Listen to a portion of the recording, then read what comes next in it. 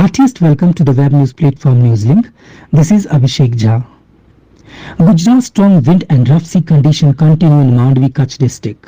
Cyclone Biparjoy is expected to make a landfall between 6 to 8 pm. The landfall process will commence near Jakhoi port and continue till midnight.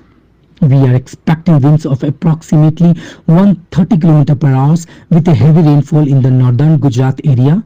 Naval station in the Gujarat area are ready with over 25 specialist teams. These teams comprises diverse medical specialists, good swimmers along with equipment like portable chain sets, cutting tools that are very useful in removal of debris and fallen trees. Said by Rear Admiral Kunal Rajkumar, Chief Staff Officer, OPS, Western Naval Command. Thanks for watching and subscribe for more latest updates.